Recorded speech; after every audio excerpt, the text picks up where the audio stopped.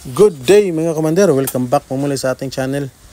Ito po mga commander, no, i-flex ko lang itong lupa na ibibinta natin mga commander. Total po na lot area nito mga commander is 5 hectares po. Ito po ay private na private na resort. Parang to mga commander, bahay bakasyonan ng may-ari, no.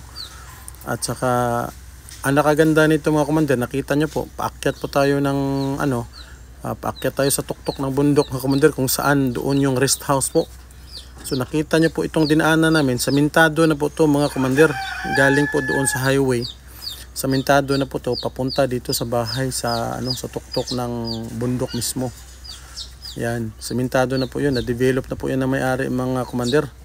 Napakaganda po ng area. Bali dito po, pag nandito ka na sa taas, overlooking po to ng San Carlos City, Negros Occidental, makikita mo ang buong syudad mga commander, lalong-lalo na sa gabi.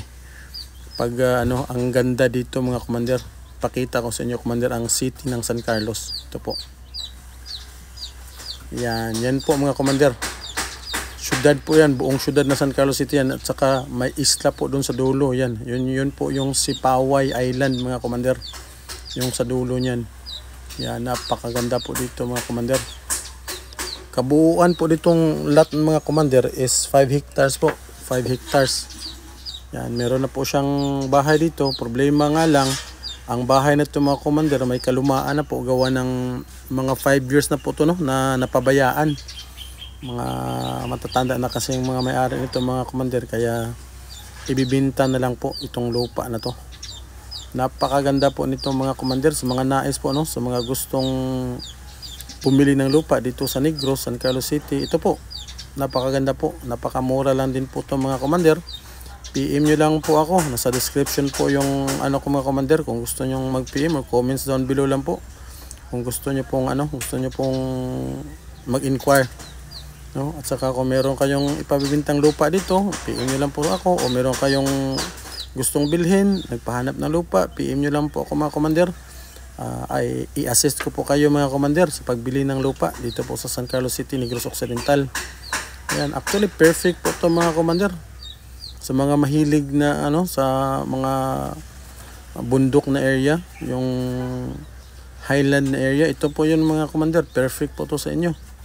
Saka mura lang din po mga commander. Ayan, napakaganda po, napakalamig po dito mga boss. Ayan po, nakita nyo naman po, napakaganda po talaga ng lugar na to mga boss. Sobrang ganda po talaga. Ayan, actually dito bandang baba, nung paakyat tayo, marami po tong mga puno ng mangga po, no, na pwede na pong sprayhan, pwede na pong pabungahin ang mga puno ng mangga dito mga boss. Ito yung pinaka the best spot na gusto ko, ito yung makita ko yung buong syudad ng San Carlos City, Negros Occidental. Napakaganda po dito mga boss. Ayan po, yan po yung bahay. Bali meron na po rin siyang dyan sa likod ng bahay, meron na rin pong tangki ng tubig po, no. Meron na din po dyan sa likod ng bahay mga commander. Ready na po to, napakaganda po nito. Ito naman yung yung sa highway. Yan, diyan papunta doon, papuntang Bacolod, doon sa Bador Benedicto. Dito naman sa kabila, papuntang San Carlos po. Yan. Meron na rin siyang gate mga boss. Bali lang to, private resort or private na na parang rest house lang na may-ari mga boss. So matatanda na sila at saka nasa Amerika na rin, kaya pinabibinta na lang to mga boss. Sobrang mura po talaga. Ayan. Okay mga boss, hanggang dito na lang po.